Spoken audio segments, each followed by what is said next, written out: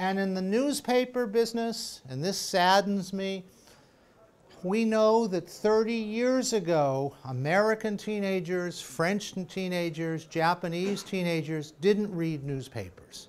But they started to when they got into their 20s and 30s. Today, teenagers don't read newspapers, and the evidence is clear, they never will. Now, a lot of people look at that and say, well, teenagers just don't care about news. All they care about is what's happening on Facebook or Twitter. That's not true. Around the world, teenagers today are more interested in news than any teenagers in generations. They've figured out that what happens halfway around the world can change their lives. They're just not going to the newspaper.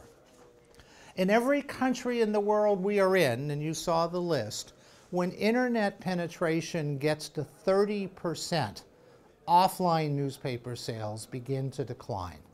So India, where internet penetration's at 12, 13%, printed newspaper sales are skyrocketing.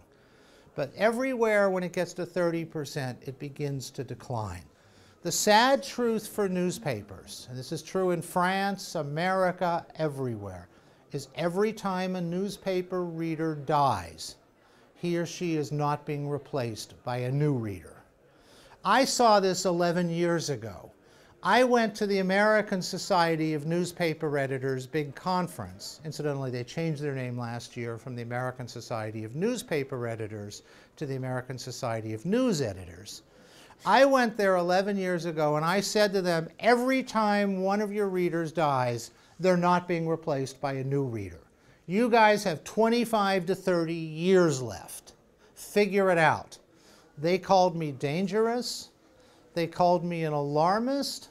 They called me everything except what I actually was, which was not correct. I was an optimist. Because if I was right 10 years ago that they had 25 to 30 years left, today they would have 15 to 20. In America, they have less than 5. In Australia, the UK, 8 to 10. I haven't studied the newspaper market in France enough, but I would be surprised if it's more than 8 to 10 as well.